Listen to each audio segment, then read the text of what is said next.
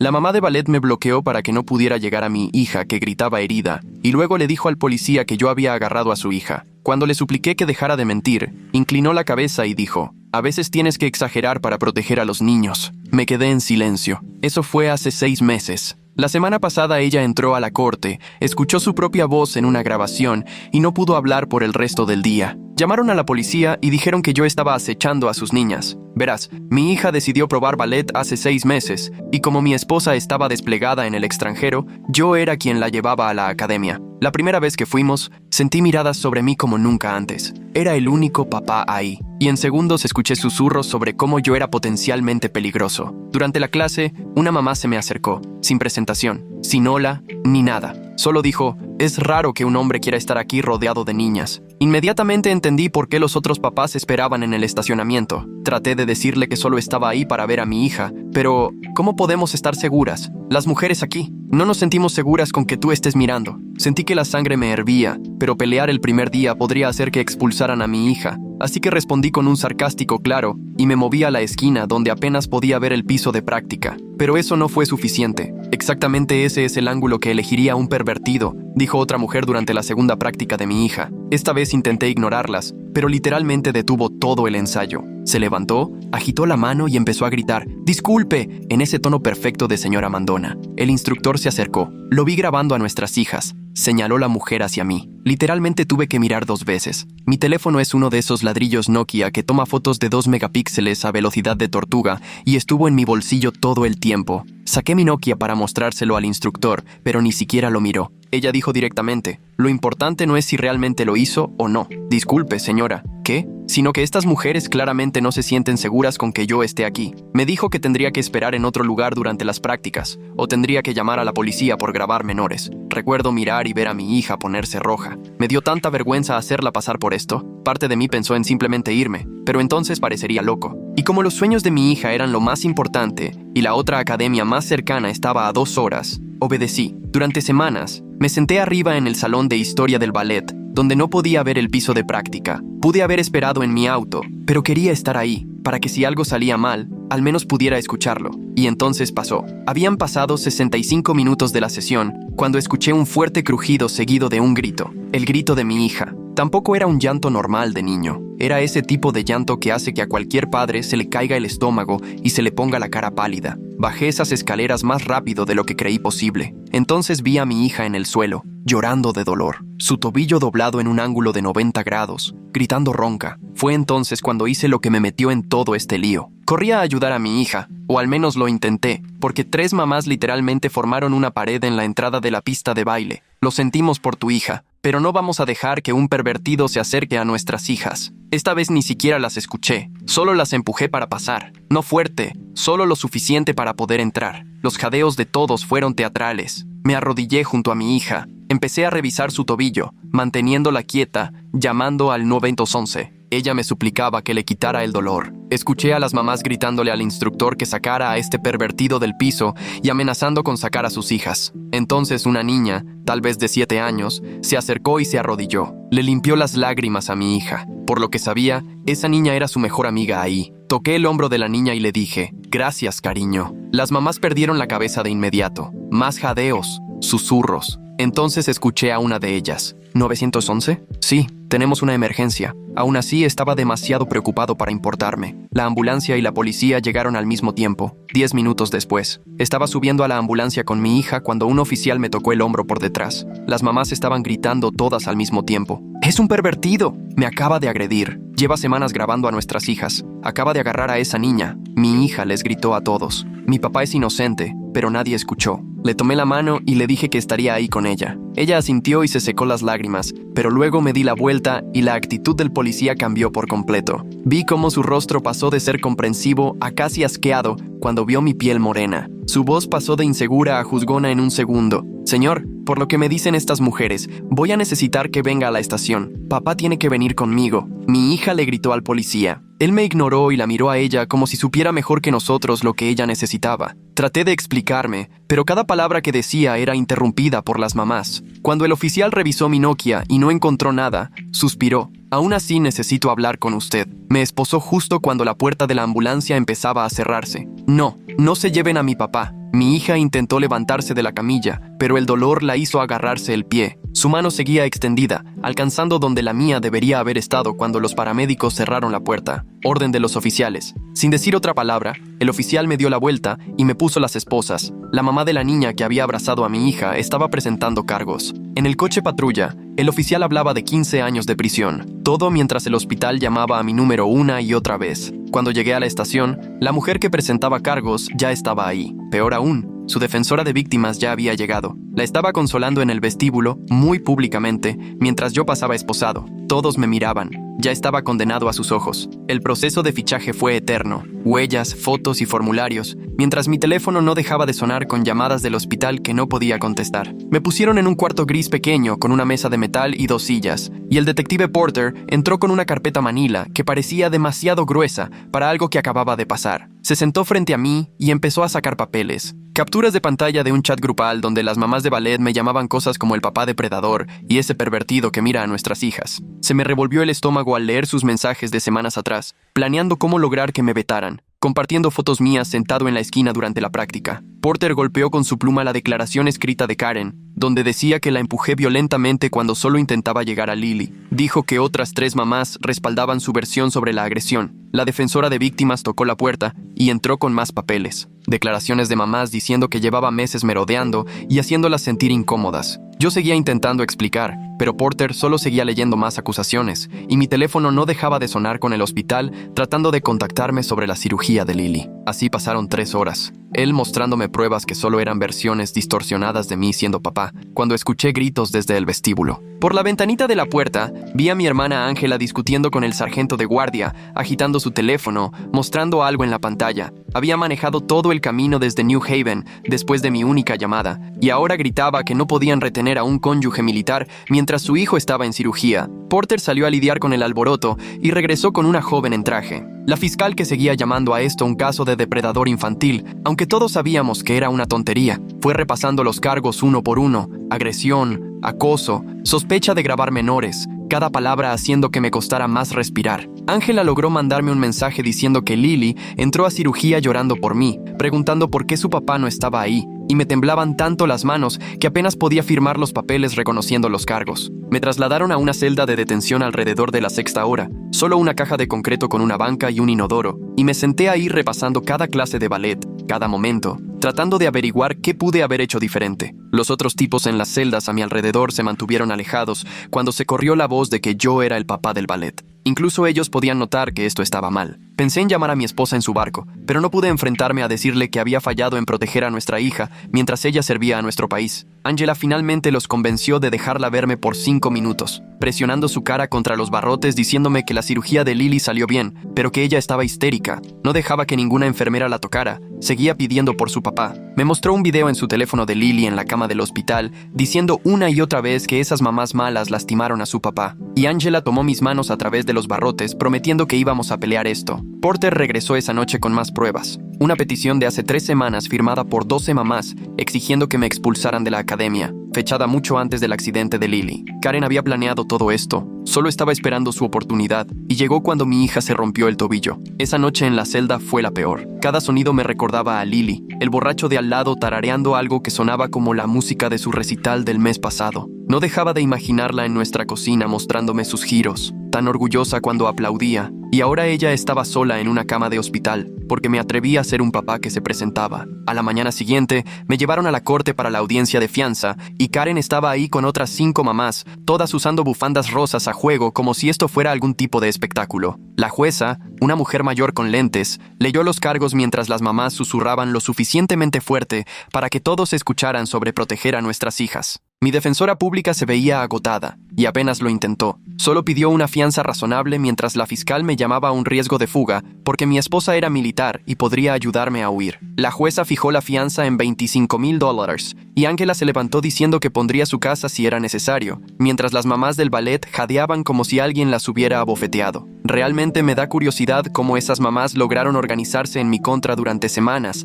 antes de que pasara algo. Tenían capturas de pantalla, peticiones y fotos listas para usar. ¿Cómo es que la policía no cuestionó por qué existía toda esa evidencia desde mucho antes del incidente real? Mientras me procesaban para salir, escuché a Karen hablando con un tipo con una libreta, probablemente un reportero, diciendo que la comunidad necesitaba saber sobre depredadores como yo, y supe que mi nombre estaría en el periódico de mañana junto a palabras que me seguirían para siempre. A la mañana siguiente, Angela me llevó directo al hospital después de sacarme bajo fianza. El guardia de seguridad en la entrada del piso pediátrico miró su pantalla de computadora y luego me miró 3 veces antes de levantar la mano. Al parecer había una alerta de seguridad en mi nombre que me marcaba como una posible amenaza para menores. Angela sacó una carpeta gruesa de papeles, incluyendo los documentos de poder legal de mi esposa, y empezó a discutir con un guardia que llamó a su supervisor, quien llamó al administrador del piso. 3 personas diferentes tuvieron que revisar los papeles, mientras yo veía a otros padres pasar junto a nosotros para ver a sus hijos. Tomó 45 minutos de Angela explicando que yo era el papá de Lily y mostrándoles documentos de la corte que probaban que tenía todo el derecho legal de estar ahí antes de que finalmente me dejaran pasar. Cuando llegué al cuarto de Lily, ella dormía con el pie enyesado hasta la rodilla y un suero en su bracito. En cuanto toqué su mano, abrió los ojos y empezó a llorar y a estirarse hacia mí con ambos brazos. No dejaba de decir papá una y otra vez mientras se aferraba a mi cuello tan fuerte que apenas podía respirar. La abracé mientras temblaba y le dije que no me iría a ningún lado, aunque los dos sabíamos que eso ya no dependía de mí. 2 días después, llegó una trabajadora social para lo que llamó una revisión obligatoria de bienestar porque alguien había llamado al DIF, sugiriendo que la lesión de Lily podría no haber sido accidental. Ella colocó una grabadora en la mesa de noche y comenzó a hacerle preguntas a Lily mientras yo me sentaba ahí tratando de no parecer enojado. Lily le contó exactamente lo que pasó, que se cayó durante la práctica, que yo estaba arriba en el salón de historia del ballet cuando sucedió, que solo bajé cuando escuché su grito. La trabajadora social anotó todo y pareció satisfecha, pero me advirtió que esta no sería la última visita, ya que el caso ahora estaba oficialmente abierto. Esa tarde, Angela llegó al hospital con su laptop viéndose enferma del estómago. Había encontrado un grupo de Facebook llamado Mamás de Fairfield por la Seguridad Infantil, con más de 200 miembros, y mi foto publicada en la parte superior con la palabra depredador en letras rojas debajo. Los comentarios eran peores de lo que jamás hubiera imaginado, con personas diciendo que yo era un pedófilo, que mi esposa se había ido desplegada para huir de mí, que el tobillo roto de Lily era sospechoso, que alguien debería revisar mi computadora en busca de pornografía infantil. Alguien había publicado nuestra dirección con la sugerencia de que los ciudadanos preocupados podrían querer vigilar la propiedad. Angela empezó a tomar capturas de pantalla de todo como evidencia, mientras yo me sentaba ahí sintiendo que iba a vomitar. A la mañana siguiente, llegó una carta certificada de la Academia de Ballet indicando que yo tenía prohibida la entrada de manera permanente y que estaban revisando si Lily podría continuar como alumna, dado el nivel de preocupación de otras familias por la seguridad. El señor Reeves no respondía a mis llamadas ni mis correos electrónicos. Angela recibió un mensaje de texto de la mamá de Grace, diciendo que no creía ninguna de las acusaciones, pero que no podía hablar públicamente porque los otros padres también se voltearían contra su hija. Dijo que todos le tenían miedo a la influencia de Karen en la comunidad y que nadie quería arriesgarse a que su hijo fuera excluido de fiestas de cumpleaños y reuniones de juego. Al 5.º día, Lily comenzó terapia física para su tobillo en el Centro de Rehabilitación Infantil. El terapeuta, llamado Jerome, era bastante amable, pero mencionó que había escuchado sobre nuestra situación por otro padre. Incluso aquí, en una instalación médica para niños lesionados, la historia se había difundido y contaminado todo. Lily seguía preguntando por qué otras mamás alejaban a sus hijos de ella en la sala de espera y por qué nadie nos miraba. No sabía cómo explicarle que a veces los adultos se comportan peor que los niños cuando tienen miedo de algo que no entienden. Fue entonces cuando la fiscalía llamó para informarme que estaban agregando un cargo de poner en peligro a un menor porque había abandonado a Lily al no acompañarla en la ambulancia. Mi defensor público dijo que obviamente era ridículo, ya que literalmente me arrestaron por intentar ayudarla, pero advirtió que eso complicaba todo más y aumentaba la posible condena a 20 años de prisión. Angela organizó una reunión con una abogada privada llamada Diane Fitzgerald, que se especializaba en casos de acusaciones falsas. Ella revisó toda nuestra documentación e identificó de inmediato que el problema no era la ley, sino la narrativa que ya se había instalado en la comunidad. Dijo que necesitábamos cambiar la historia que la gente contaba sobre mí, pero que eso tomaría tiempo y dinero, específicamente un anticipo de $15,000 que acabaría con todos mis ahorros. Mientras trataba de averiguar cómo pagarle a una abogada, Angela recibió una llamada de la mamá de Grace, Jennifer, que lloraba tanto que apenas podía hablar. Karen la había confrontado en la salida de la escuela y la acusó de apoyar a un depredador porque Grace y Lily seguían siendo amigas. Le amenazó con asegurarse de que Grace fuera excluida de todas las reuniones de juego y fiestas de cumpleaños por el resto de la primaria si Jennifer no firmaba una declaración apoyando las acusaciones en mi contra. Jennifer no dejaba de disculparse, pero dijo que no podía permitir que su hija sufriera por algo que no era su culpa. Traté de trabajar desde casa mientras Lily se recuperaba, pero no podía concentrarme en nada cuando cada correo sobre reportes trimestrales me parecía insignificante comparado con la posibilidad de pasar 20 años en prisión. Lily empezó a tener pesadillas sobre la policía llevándome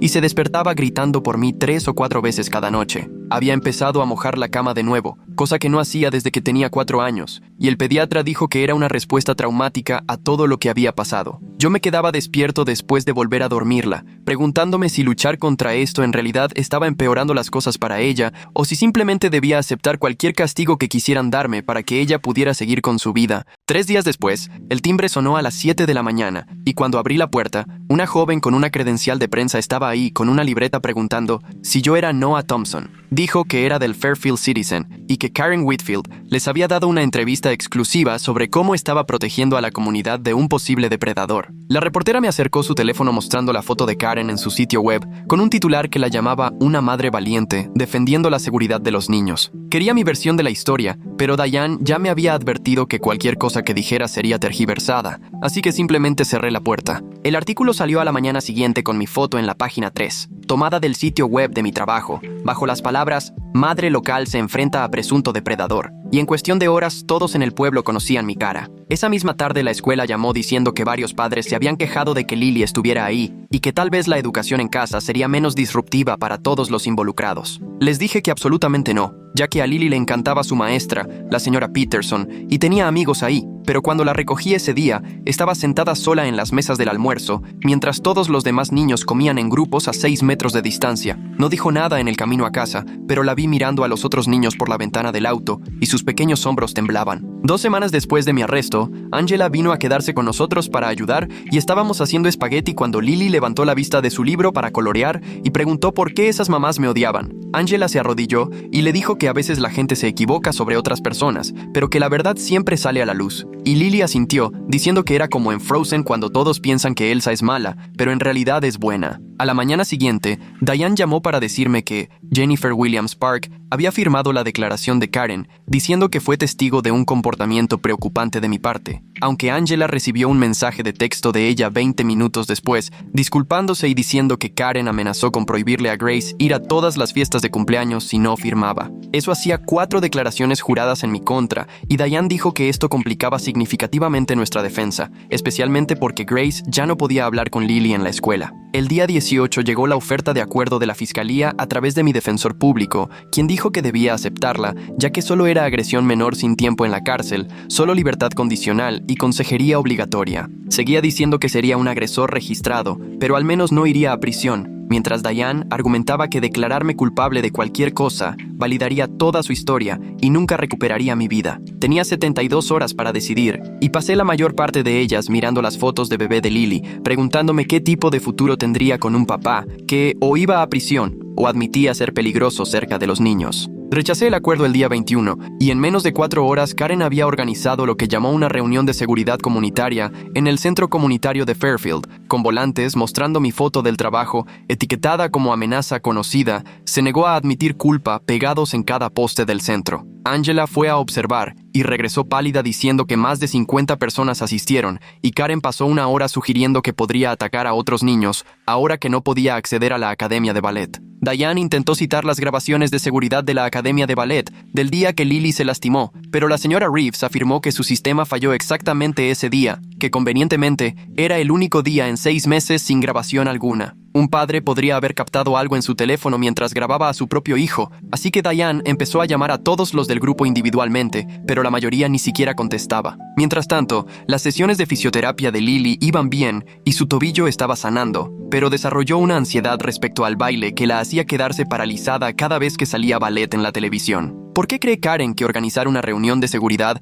va a ayudar cuando sabe la verdad sobre lo que realmente pasó ese día? La manera en que hizo que Jennifer firmara esa declaración, amenazando las amistades de Grace, demuestra que entiende perfectamente el poder que tiene sobre los demás padres. Antes le encantaba ver videos de baile en YouTube, pero ahora me pedía que los cambiara diciendo que le recordaban cuando la policía se llevó a su papá y yo sentía una rabia creciendo en mi pecho que tenía que tragarme porque cualquier señal de enojo solo probaría su punto de que yo era peligroso. Día 22. Mi jefe llamó diciendo que habían recibido información preocupante sobre mi situación legal y que, aunque no podían despedirme sin causa, me pondrían en licencia administrativa sin goce de sueldo mientras se resolvía el asunto. Pregunté directamente si Karen los había llamado, y el silencio de la gerente de recursos humanos me lo dijo todo antes de que dijera que tenían que pensar en la reputación de la empresa. Sin mi salario y con las cuentas legales de Diane acumulándose, calculé que teníamos quizá 8 semanas antes de que tuviera que empezar a vender cosas o sacar dinero del fondo universitario de Lily. Ese fin de semana,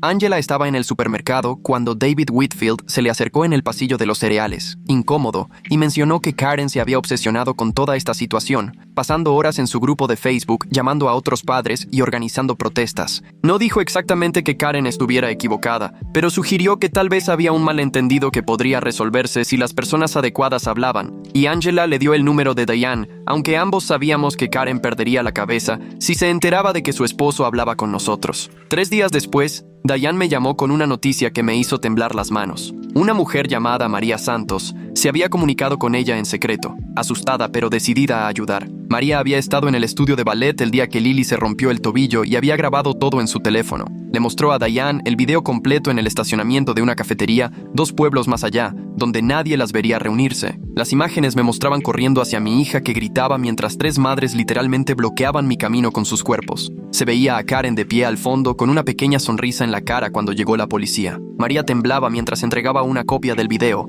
pero dijo que aún no podía presentarse públicamente. Su propia hija seguía yendo a la academia y sabía lo que pasaría si Karen se enteraba. A la mañana siguiente, la investigadora de CPS llegó para otra visita y se me cayó el estómago cuando dijo que necesitaba entrevistar a Lily a solas. Tuve que esperar afuera en mi propio porche durante 45 minutos mientras esta desconocida interrogaba a mi hija de 6 años sobre nuestra vida en casa. Cada minuto se sentía como una hora mientras caminaba de un lado a otro por la banqueta. Lily salió sonriendo y me dijo que había hablado sobre nuestras noches de películas los viernes y cómo le peino el cabello cada mañana. La investigadora parecía más relajada, pero mencionó que había recibido múltiples llamadas de miembros preocupados de la comunidad sobre nuestra situación. La investigación permanecería abierta indefinidamente, lo que significaba que podían presentarse cuando quisieran. Ese fin de semana, Angela trajo un kit de manualidades para animar a Lily, ya que seguía en muletas por la cirugía. Se sentaron en nuestra mesa de la cocina haciendo pulseras de la amistad, mientras yo lavaba los platos del almuerzo e intentaba no pensar en las cuentas. Lily hizo una morada y rosa para Grace,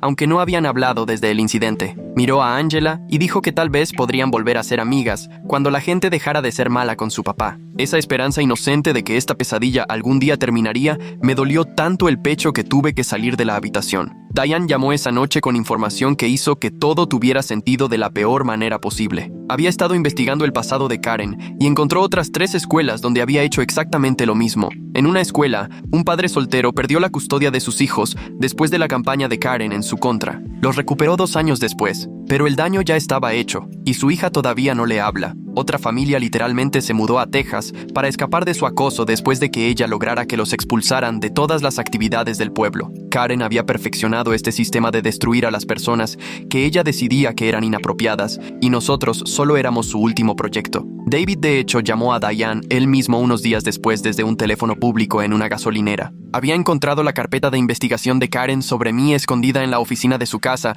y eso le revolvió el estómago. Tenía capturas de pantalla del calendario de despliegue de mi esposa, sacadas de redes sociales y fotos mías en el supermercado. Había notas sobre seguirme para ver si iba a algún lugar sospechoso y registros de la hora en que llegaba al ballet. Él le tenía miedo a su propia esposa, pero aceptó testificar si lo citaban, aunque no se ofrecería voluntariamente. La audiencia preliminar finalmente llegó después de 3 semanas de espera y mi abogada me advirtió que sería difícil. Karen se presentó con otras 15 madres, todas usando listones morados a juego que decían «Protege a nuestros niños» en letras doradas. El fiscal presentó declaraciones de testigos de 6 madres que afirmaban que yo había sido agresivo y amenazante en el estudio de ballet. Diane tuvo su turno para interrogar al detective Porter y lo presionó mucho sobre la investigación. Le preguntó por qué nunca examinó adecuadamente mi teléfono Nokia para verificar que no podía grabar video. Le preguntó por qué nunca entrevistó a mi hija lesionada, ni cuestionó por qué las madres me bloqueaban físicamente para que no pudiera alcanzarla. El juez mantuvo una expresión neutral, pero pude verlo tomando notas cuando Diane señaló las inconsistencias. Después de 6 horas de testimonio,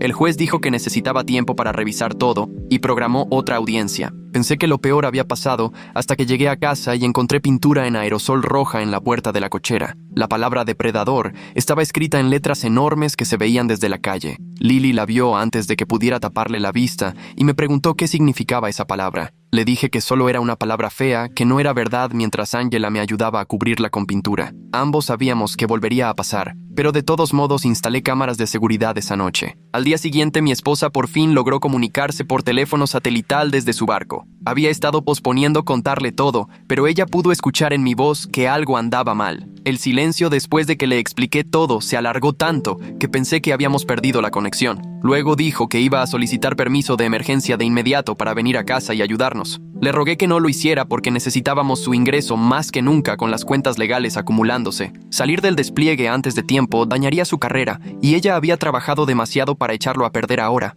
Ella lloraba al otro lado de la línea, a miles de kilómetros de distancia, e incapaz de proteger a su familia. 2 días después, Karen vio a María hablando con Diana fuera del juzgado, y todo se fue al infierno para la familia de María. En menos de 3 horas, la hija de María fue desinvitada de 2 fiestas de cumpleaños y una pijamada a la que había estado emocionada por semanas. El teléfono de María se llenó de mensajes de otros padres llamándola traidora a la seguridad infantil. Una madre incluso escribió que María estaba permitiendo a un depredador y que debería darle vergüenza. María se mantuvo firme y conservó el video como evidencia, pero advirtió a Diane que otros padres estaban observando lo que les pasaba a quienes nos ayudaban. Esa misma semana, la maestra de Lily, la señora Johnson, contactó a Diane por correo electrónico seguro. Había estado documentando cada incidente en que Lily era excluida y acosada por niños cuyos padres estaban en el grupo de Karen. Un niño empujó a Lily del juego del patio y le dijo que su mamá le había dicho que no jugara con ella. Otra niña rompió el dibujo de Lily y le dijo que su papá era malo y que iba a ir a la cárcel. La señora Johnson había reportado todo al director, pero le dijeron que era una situación delicada que necesitaba manejo cuidadoso. Le envió a Diane copias de todos sus reportes de incidentes, los cuales mostraban un patrón claro de acoso dirigido contra mi hija. 3 días después,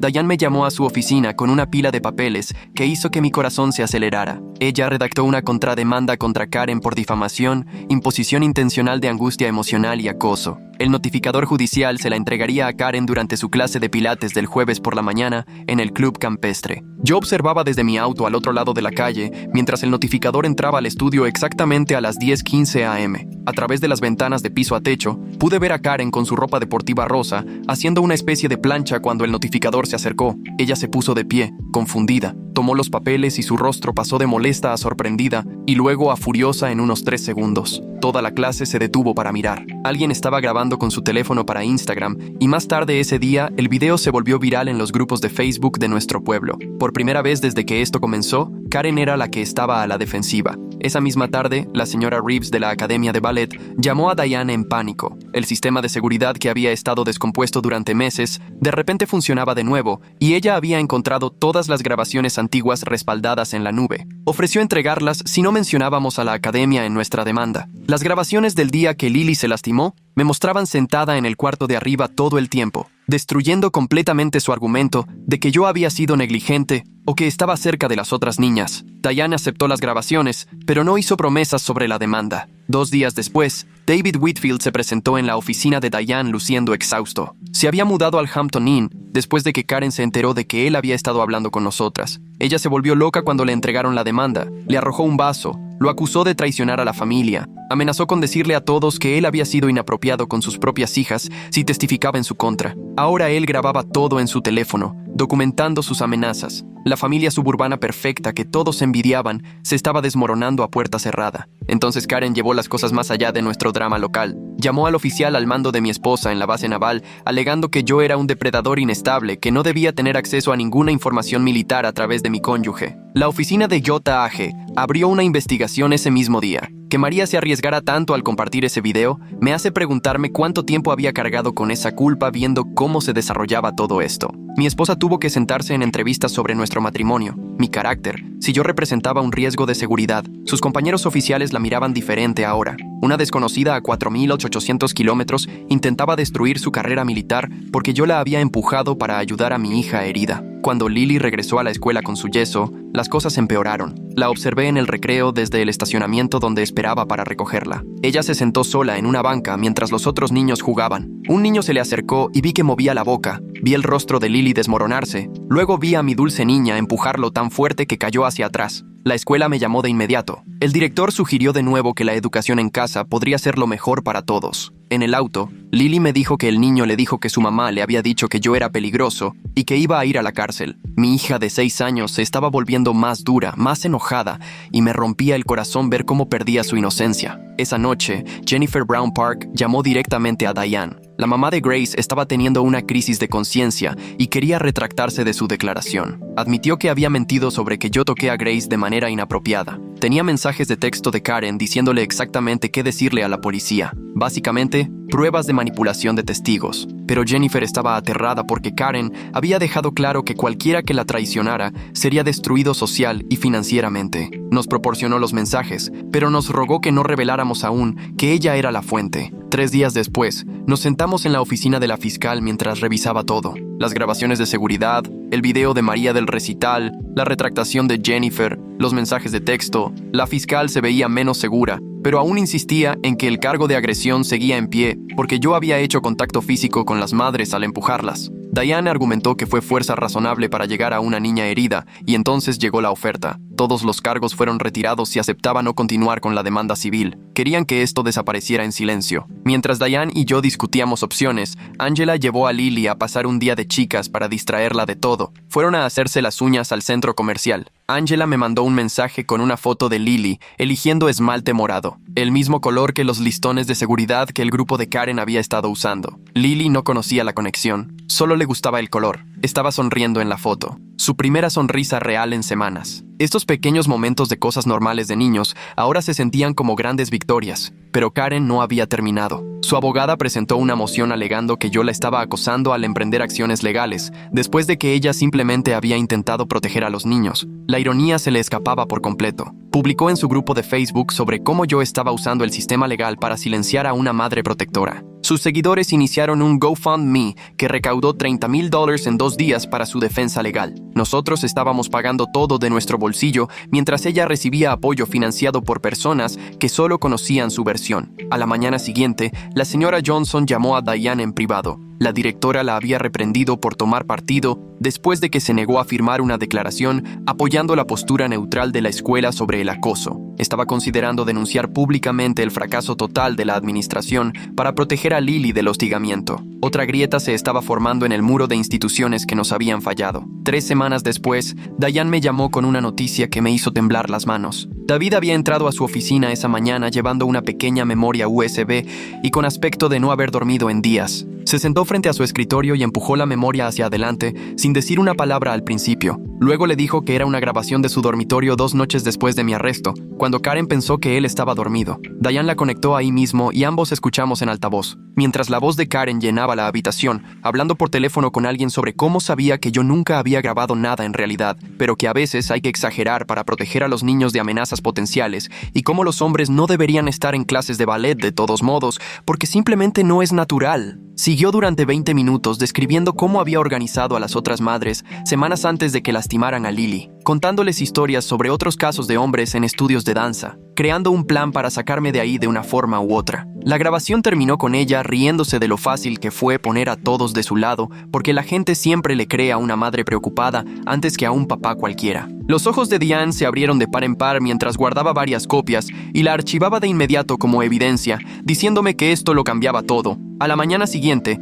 el Canal 8 transmitió un segmento titulado Juicio Apresurado, presentando una entrevista con nuestra versión de la historia por primera vez. El grupo de Facebook de Karen explotó en minutos con publicaciones llamando al reportero parcial y exigiendo que la gente inundara la estación con quejas, pero esta vez pasó algo diferente. Otros padres empezaron a comentar debajo haciendo preguntas, preguntándose si tal vez se habían dejado llevar por algo. Incluso una madre escribió que nunca me había visto hacer nada malo y que empezaba a sentirse culpable. La estación recibió cientos de llamadas, pero ya no todas eran quejas. Algunas eran personas compartiendo sus propias historias de haber sido acusadas falsamente o admitiendo que se habían unido a la multitud sin pensar. 3 días después, llevé a Lily 40 minutos lejos a una clínica de fisioterapia en la siguiente ciudad donde nadie conocía nuestros nombres. Ya caminaba mejor, la cojera apenas se notaba, y la terapeuta dijo que tal vez podría volver a bailar en unos meses si quería. Pero cuando empezó a sonar música clásica por las bocinas en la sala de espera, vi como todo su cuerpo se tensaba y me apretó la mano tan fuerte que me dolió.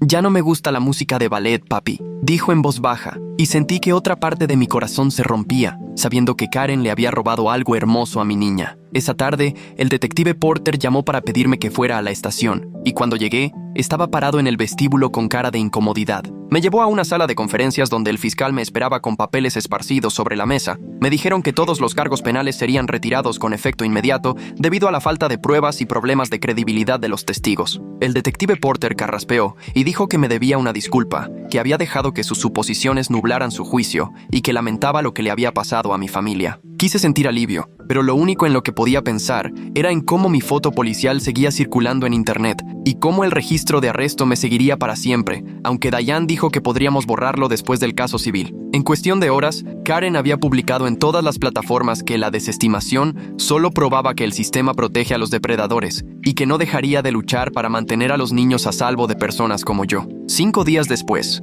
la oficina de Diane se convirtió en un confesionario cuando 3 madres de ballet diferentes llegaron por separado a lo largo del día. La primera, una mujer que reconocí pero con la que nunca había hablado, se sentó llorando mientras explicaba cómo Karen básicamente la obligó a firmar la petición, amenazando con difundir rumores sobre su propio divorcio. La segunda madre llevó correos electrónicos impresos de un chat grupal donde Karen había detallado planes para deshacerse del papá problemático, fechados 3 semanas antes de que Lily siquiera se rompiera el tobillo. La tercera mujer, temblando mientras hablaba, describió cómo Karen manejaba el vestíbulo del estudio de ballet como una dictadora, como si no estabas de acuerdo con ella en algo, tu hijo de repente dejaba de ser invitado a fiestas de cumpleaños y citas de juego. Cada una firmó declaraciones juradas y aceptó testificar si era necesario. La declaración de Karen fue un martes por la mañana, y yo observé por la ventana de la sala de conferencias mientras ella entraba vestida con un traje de negocios y su característica sonrisa arrogante. Durante las primeras 2 horas, desvió cada pregunta, alegando que solo era una madre preocupada tratando de proteger a los niños,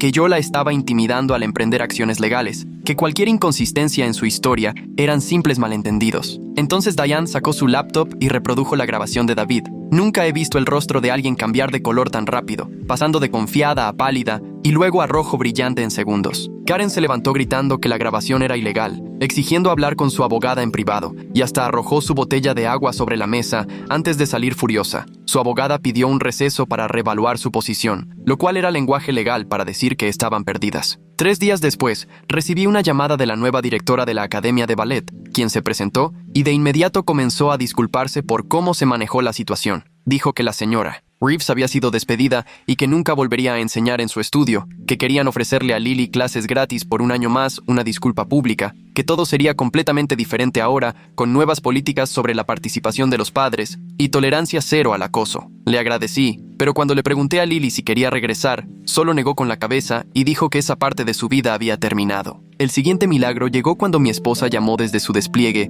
para decir que le habían aprobado el permiso de emergencia para las próximas fechas de la corte. Cuando entró por la puerta de nuestra casa 2 días después, Lily corrió hacia ella y no la soltó durante casi 1 hora. Las dos llorando mientras yo me quedaba ahí viendo a mi familia junta por primera vez en meses. Esa noche, Lily durmió de corrido sin una sola pesadilla, acurrucada entre sus 2 padres como solía hacerlo cuando era muy pequeña. Las grietas en el sistema de apoyo de Karen empezaron a notarse cuando varias madres de su grupo publicaron disculpas públicas en la página de Facebook de la Academia de Ballet, diciendo que se habían dejado llevar por la histeria y se apresuraron a juzgar sin hechos. La respuesta de Karen fue publicar su información personal, incluidos números de teléfono y direcciones, en su grupo privado, diciendo a sus seguidoras restantes que esas mujeres eran traidoras que eligieron a un depredador por encima de la seguridad de los niños. La manera en que David grabó en secreto a Karen hablando sobre su plan, mientras ella pensaba que él estaba dormido realmente, muestra cuánto debía estar desmoronándose su matrimonio a puertas cerradas. Una de esas madres llamó a la policía para presentar un reporte de acoso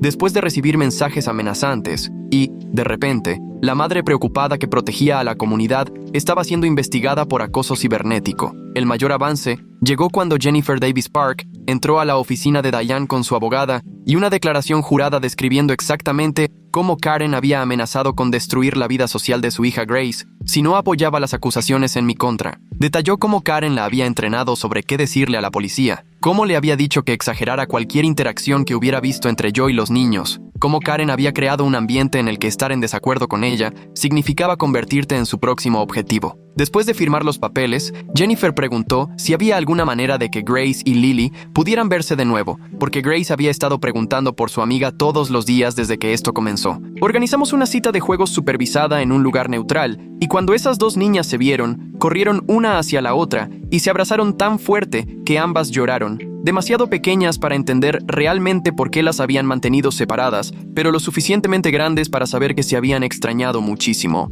La cita de juegos duró 2 horas, y ver a esas niñas jugar como si nada hubiera pasado me hizo darme cuenta de cuánto daño había causado todo este lío a niños inocentes. 3 días después, mi teléfono sonó temprano en la mañana con la noticia que había estado esperando. La voz del detective Porter sonaba diferente, casi apenada, cuando me dijo que Karen había sido arrestada por manipulación de testigos. La declaración jurada de Jennifer y los mensajes de texto que había guardado mostraban a Karen amenazando a testigos y tratando de coordinar historias falsas. El periódico local publicó la foto policial de Karen justo al lado del artículo que habían publicado sobre mi caso, y ver su cara en la página de arrestos se sintió como una especie de justicia. Sus seguidores restantes en Facebook decían que todo era represalia, pero la evidencia era abrumadora, incluyendo capturas de pantalla de ella tratando de sobornar a otras mamás para que cambiaran sus historias. La liberaron bajo fianza esa misma tarde, pero le prohibieron contactar a cualquier testigo, lo que incluía a la mayoría de las mamás de ballet. Mientras tanto, las cuentas seguían acumulándose en mi mesa de la cocina, cada sobre haciéndome sentir un nudo en el estómago. $40,000 en honorarios legales, salarios perdidos por faltar al trabajo, costos de terapia para Lily, todo sumando una cifra que me mareaba. Angela llamó y sugirió abrir una colecta en GoFundMe, pero le dije que de ninguna manera iba a lucrar con esta pesadilla. Mi esposa llamó desde el extranjero esa noche y dijo que había extendido su despliegue por el pago extra. Su voz se quebraba cuando dijo que íbamos a superar esto aunque tomara años. 5 días después, fuimos al hospital para la cita de retiro del yeso de Lily. El doctor cortó el yeso con cuidado mientras Lily me apretaba la mano tan fuerte que se le pusieron los nudillos blancos. Su tobillo se veía delgado y pálido cuando le quitaron el yeso y al principio le daba miedo apoyarlo. La fisioterapeuta le mostró ejercicios para recuperar fuerza, pero yo podía ver que se trataba más de recuperar su confianza que sus músculos. De regreso a casa, Lily preguntó en voz baja si podía intentar fútbol en vez de ballet. Le dije lo que te haga feliz, mi amor, aunque las dos sabíamos que ya no se trataba realmente de una preferencia. Esa misma semana, David solicitó el divorcio y la custodia de sus hijas. Los documentos judiciales citaban el comportamiento errático y dañino de Karen e incluían documentación de sus campañas previas contra otras familias, sus amenazas, su admisión de haber mentido sobre mí. El mundo cuidadosamente construido de Karen se estaba desmoronando pedazo a pedazo. Llamó a mi abogada gritando que yo destruía a su familia, completamente incapaz de ver cómo sus propias acciones habían causado todo esto. La junta escolar programó una audiencia sobre el manejo de la directora respecto a la situación de acoso escolar de Lily. La señora Johnson testificó sobre cómo la administración había ignorado múltiples reportes y no había protegido a mi hija del acoso. 3 días después de iniciada la investigación, el director anunció su jubilación anticipada en lugar de enfrentar la revisión completa. El nuevo director que trajeron prometió tolerancia cero para el acoso escolar, sin importar la situación de los padres, pero para nosotros fue demasiado poco y demasiado tarde. Entonces, Karen cometió su mayor error hasta ese momento. A pesar de las condiciones de su libertad bajo fianza, publicó sobre mí en un nuevo grupo de Facebook que había creado bajo un nombre falso. Alguien lo reportó en cuestión de horas y la policía la arrestó de nuevo. Esta vez la retuvieron sin derecho a fianza hasta el juicio. David obtuvo la custodia de emergencia de sus hijas y la ironía no pasó desapercibida para nadie. Al intentar proteger a los niños, había perdido a los suyos. Más familias empezaron a acercarse con disculpas en los días siguientes. Algunas parecían genuinas, diciendo que se habían dejado llevar por la mentalidad de grupo y lamentaban no haber hablado. Otras claramente solo intentaban evitar ser nombradas en posibles demandas. El daño a nuestra comunidad estaba en todas partes. Amistades de 20 años se destruyeron, La confianza entre vecinos se rompió y la academia de ballet anunció que cerraría permanentemente, incapaz de recuperarse del escándalo. Volver al trabajo se sentía como caminar por un campo minado. Mis colegas eran amables, pero mantenían su distancia. Algunos me miraban como si aún dudaran si había algo de verdad en las acusaciones. Otros me apoyaban, pero se notaba que estaban incómodos, sin saber qué decir o cómo actuar conmigo. La mancha de ser acusado, incluso cuando se demuestra la inocencia, no se quita fácilmente. Me concentré en mi trabajo tratando de reconstruir una rutina normal día a día. El juicio civil comenzó un martes por la mañana, con el abogado de Karen argumentando que solo era una madre preocupada, actuando de buena fe para proteger a los niños. Nuestra abogada Diane se levantó y destruyó sistemáticamente esa historia, con pruebas de premeditación, mala intención y el patrón de Karen de atacar a otras familias a lo largo de los años. Cuando pusieron el video de María en la pantalla de la sala mostrando a Karen sonriendo mientras me arrestaban, varios miembros del jurado negaron con la cabeza y comentaron entre ellos. El juez permitió que Lily testificara por videoconferencia desde otra sala para que no tuviera que enfrentar a Karen directamente. Mi pequeña se sentó en esa silla, valiente y clara, diciéndole al juez cómo las mamás malas no dejaban que papá la ayudara cuando se lastimó. Dijo que hicieron que todos pensaran que él era malo, pero que es el mejor papá del mundo. Vi cómo el rostro del juez se suavizaba mientras Lily hablaba. Mientras tanto, Karen miraba al suelo, negándose a ver la pantalla, ignorando a la niña cuya vida había puesto de cabeza. 3 días después, David subió al estrado y soltó una bomba que hizo que todos en la sala se quedaran boquiabiertos. Sacó una libreta del bolsillo de su saco y empezó a leer nombres de lo que llamó la lista de objetivos de Karen, de padres que ella quería fuera de diferentes actividades en la ciudad. Mi nombre se agregó justo después de esa primera clase de ballet, cuando no me fui de inmediato como ella quería. La lista tenía 15 nombres en total, con notas junto a cada uno sobre sus ofensas, y 5 de ellos ya habían sido alejados de las actividades de sus hijos. Las manos de David temblaban mientras leía cada nombre y explicaba cómo Karen organizaba campañas contra estos padres, siempre alegando preocupaciones de seguridad que nunca tenían fundamento real. El detective testificó después, y su actitud era completamente diferente a la de aquella noche en que me arrestó. Admitió que debió revisar bien mi teléfono, debió hacer más preguntas, debió notar las inconsistencias en las historias de las mamás. Reveló que Karen había llamado a la estación de policía 6 veces en las semanas previas al incidente, intentando presentar denuncias sobre mí,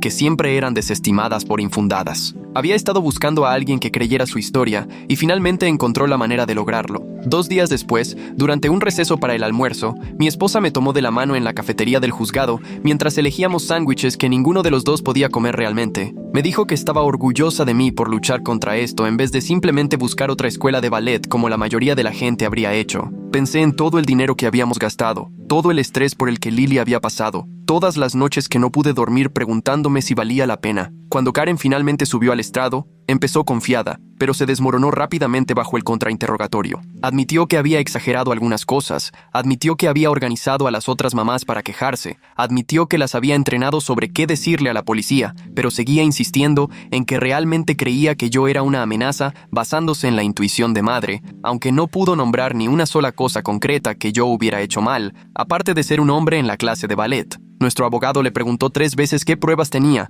y 3 veces no tuvo nada, excepto que los hombres no deberían querer ver bailar a niñas pequeñas. La defensa terminó con el abogado de Karen, argumentando que ella ya había sufrido suficiente y merecía daños mínimos, mientras que nuestro abogado argumentó que el daño a nuestra familia no podía medirse solo en dinero. El juez dijo que dictaría sentencia en el transcurso de la semana, y todos salimos de la sala para esperar un poco más. 5 días después, Karen fue condenada en el tribunal penal por manipulación de testigos y sentenciada a 2 años de libertad condicional más 200 horas de servicio comunitario. El juez también le ordenó asistir a terapia para abordar lo que él llamó su preocupante patrón de comportamiento hacia otros padres. Su grupo de apoyo en Facebook quedó completamente en silencio después de eso, y las mamás que habían estado publicando sobre apoyarla de repente borraron todos sus comentarios. La mamá cruzada que había estado protegiendo a los niños se convirtió en la advertencia sobre llevar las cosas demasiado lejos. Esa misma semana, inscribí a Lily en una clase de arte en el centro comunitario, ya que todavía no podía bailar mientras se recuperaba de su tobillo. Cuando la dejé,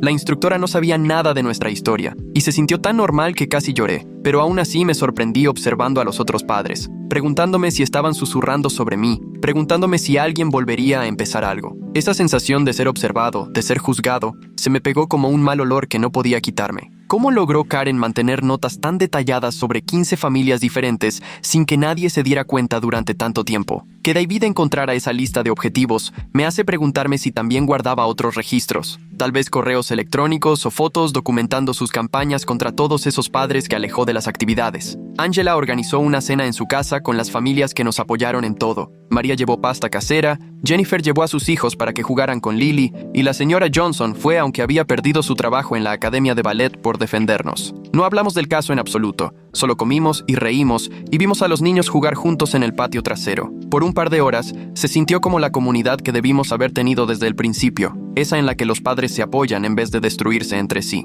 El veredicto civil llegó el día 120, un martes por la mañana que empezó con lluvia y terminó con $200,000 en daños por difamación y angustia emocional. El juez también ordenó que Karen publicara una disculpa pública en el periódico local, lo cual su abogada de inmediato dijo que apelarían, aunque todos sabían que perderían. El dinero no cubriría todo lo que gastamos en abogados, terapia y cuentas médicas, pero verlo por escrito, que nos habían hecho daño, que lo que nos pasó fue reconocido legalmente como un error, eso importaba más que el cheque. La disculpa pública de Karen salió en el periódico 3 días después, obviamente escrita por abogados con toda la emoción de una lista del supermercado, pero ahí estaba en blanco y negro. Acusé falsamente a Noah Thompson, seguido de 2 párrafos de lenguaje legal, admitiendo que se había equivocado en todo. El acoso en línea se detuvo casi de la noche a la mañana, porque sus seguidores se dieron cuenta de que ellos podían ser los siguientes si seguían atacándonos. El grupo de Facebook, que tenía cientos de miembros publicando a diario, simplemente desapareció, borrado por quien lo administraba, y todos esos comentarios enojados en las noticias locales fueron eliminados uno por uno. 3 semanas después,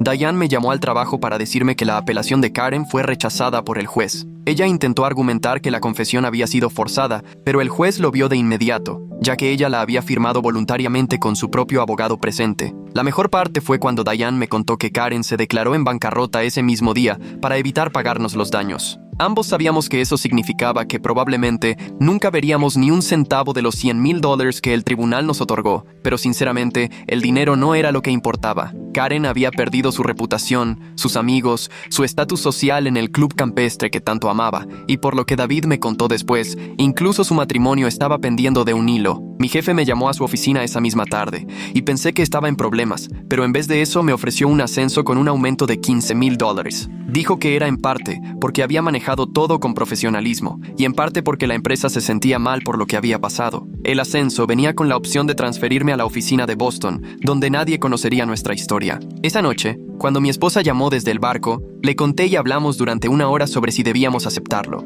Le quedaban 2 semanas más de despliegue, pero ya estaba pensando en nuevos comienzos y oportunidades. Mientras tanto, se acercaba el 7º cumpleaños de Lily y teníamos que decidir sobre una fiesta. Ella quería una, pero nos preocupaba que nadie viniera después de todo lo que pasó. Enviamos 5 invitaciones a niños de su nueva escuela y esperamos. Los 5 padres llamaron para decir que sí, lo que hizo que Lily saltara por la sala, aunque a veces todavía le dolía el tobillo. No era la gran fiesta que habíamos planeado antes de que todo esto empezara, pero era algo. David me llamó la semana siguiente para decirme que Karen se mudaba a la casa de su hermana en Ohio. Sonaba cansado y destrozado cuando explicó que sus hijas estaban en terapia, tratando de entender por qué su mamá lastimaba a la gente. Se ofreció a pagar parte de la sentencia él mismo, aunque la bancarrota significaba que no tenía que hacerlo, pero le dije que no. La oficina del fiscal del distrito anunció que estaban revisando sus políticas de capacitación sobre prejuicios por nuestro caso. El detective Porter ahora dirigía talleres sobre cómo evitar juicios apresurados, y me había llamado 2 veces para disculparse de nuevo. La señora Reeves perdió su licencia de maestra, y según alguien que la vio ahí, trabajaba como recepcionista en una clínica dental. Las ondas seguían extendiéndose por todas las instituciones que nos habían fallado. Finalmente terminó el despliegue de mi esposa y fuimos al aeropuerto a recogerla. Lily practicó caminar sin su leve cojera durante todo el camino, porque quería correr hacia su mamá perfectamente. Cuando la vimos en uniforme saliendo por la puerta, Lily salió corriendo y solo favoreció un poco su tobillo malo. Mi esposa dejó caer sus maletas y la atrapó, girándola mientras yo las miraba. Estábamos juntos de nuevo y habíamos sobrevivido, pero ninguno de nosotros era la misma persona que 6 meses atrás. Esa inocencia que teníamos antes se había ido para siempre. Decidimos aceptar la transferencia a Boston 2 días después. No era huir, sino elegir escribir nuestro próximo capítulo en otro lugar, donde Lily pudiera ser solo una niña, en vez de esa niña cuyo papá fue arrestado. Mi esposa encontró trabajo ahí en 1 semana, y pusimos la casa en venta. Mientras empacaba el garaje, encontré las zapatillas de ballet de Lily en una caja que había metido en un rincón meses atrás. Ella me vio sosteniéndolas y preguntó si podíamos donarlas a una niña cuyo papá no se meta en problemas por mirar. La forma en que lo dijo, tan natural, me rompió el corazón, porque una niña de 7 años no debería entender esas cosas. Pero ahora sí, en su última sesión de terapia en Fairfield, la psicóloga nos advirtió que el trauma podría regresar después. Dijo que los detonantes podían incluir figuras de autoridad, acusaciones falsas, incluso música de ballet en la radio. Nos dio una lista de terapeutas en Boston y dijo que sanar tomaría años, quizá décadas. El momento de odio de una mujer había creado consecuencias que nos seguirían para siempre. El camión de mudanza llegó un martes por la mañana y los vecinos miraban desde sus ventanas mientras cargábamos las cajas. Algunos se despidieron con la mano, pero otros solo miraban como si fuéramos un espectáculo de circo. Señora Wilson Park trajo galletas para el camino y tenía lágrimas en los ojos cuando dijo que lamentaba no haber sido valiente o más rápida. Grace y Lily se sentaron en el césped haciendo pulseras de la amistad y prometiendo escribir cartas, aunque todos sabíamos que probablemente no lo harían. El conductor del camión tocó la bocina 2 veces y se fue, mientras nosotros nos quedábamos ahí viendo cómo toda nuestra vida desaparecía calle abajo. 3 días antes de irnos realmente del pueblo, di una última vuelta por Fairfield con mi esposa, que por fin había regresado del despliegue, y Lily en su asiento elevador. Pasamos primero por la academia de ballet, y reduje la velocidad cuando vi el letrero de "Se renta" en la ventana, donde esas mamás solían reunirse y susurrar sobre mí. El lugar se veía muerto por dentro, con todos los espejos reflejando nada más que espacio vacío y polvo flotando en la luz de la tarde. Después pasamos por la estación de policía donde me arrestaron aquella noche horrible, mientras mi hija gritaba por mí desde una ambulancia y yo ni siquiera podía tomarle la mano. Luego el juzgado, donde pasamos meses luchando para limpiar mi nombre y viendo cómo las mentiras de Karen se desmoronaban pedazo a pedazo, hasta que ni su propio esposo pudo seguir apoyándola. Mi esposa me tomó la mano y la apretó mientras pasábamos por cada lugar que guardaba tanto dolor, pero que también nos mostró lo fuertes que podíamos ser cuando todo intentaba quebrarnos. Ángela vino esa última mañana para ayudarnos a limpiar los cuartos vacíos, y no dejaba de decir lo orgullosa que estaba de que nunca nos rendimos, incluso cuando todo el pueblo se volvió en nuestra contra. La mayoría de la gente se habría quebrado. Dijo eso mientras barríamos la cocina por última vez. Yo quise decirle que sí me quebré, una y otra vez, en el baño del trabajo, en mi coche después de las audiencias, y tarde en la noche cuando la terapia física de Lily la hacía llorar. Pero seguimos reconstruyéndonos, porque eso es lo que hacen las familias cuando el mundo intenta destrozarlas. Nuestra última noche en la casa vacía, nos sentamos en el piso comiendo pizza directo de la caja, mientras Lily preguntaba si en Boston también había mamás malas. Mi esposa la miró con cuidado y le dijo que hay gente mala en todas partes, pero que ahora sabemos cómo reconocerlas y protegernos de su veneno. Lecciones duras para que una niña de 7 años aprenda, pero necesarias después de todo lo que había pasado. Cuando por fin llegó el día de la mudanza y nos fuimos, Lily saludó a nuestra casa desde su asiento, despidiéndose de ella y pidiéndole perdón porque ahí pasaron cosas malas. El GPS marcaba que Boston estaba a 156 millas, pero sentía como si viajáramos a otro planeta donde nadie conocía nuestros nombres ni nuestra historia. 2 semanas después de empezar nuestra nueva vida,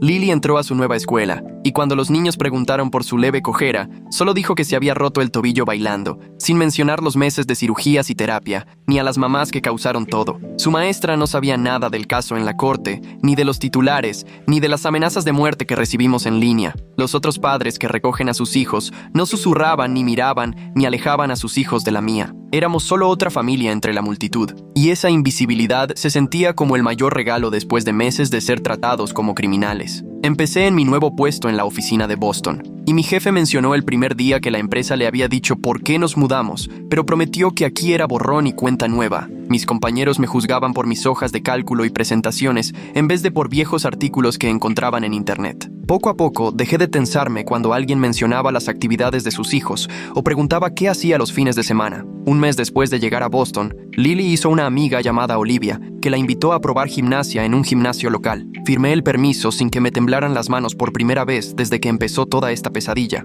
Cuando la dejé y me senté en el área de espera con otros padres, nadie cuestionó por qué un papá estaba ahí, ni me acusó de ser peligroso. Vi a mi hija reírse e intentar hacer marometas con los otros niños, simplemente siendo normal otra vez, después de tantos meses de ser la niña cuyo papá fue arrestado en ballet. Que la señora Johnson perdiera su trabajo por defenderlas realmente demuestra que hablar requiere verdadero valor. Me pregunto si ella sabía que podía ser despedida, pero lo hizo de todos modos. Luego llegó una carta de Jennifer Moore Park diciendo que Grace extrañaba muchísimo a Lily y que ellas también se mudarían porque ahora Fairfield se sentía envenenado. Escribió que muchas familias se habían ido o planeaban irse porque la confianza en la comunidad estaba completamente rota después de lo que sucedió. Karen no solo había destruido familias individuales, sino que había desgarrado todo el tejido de un pueblo donde ahora los vecinos se miraban con sospecha en lugar de amistad.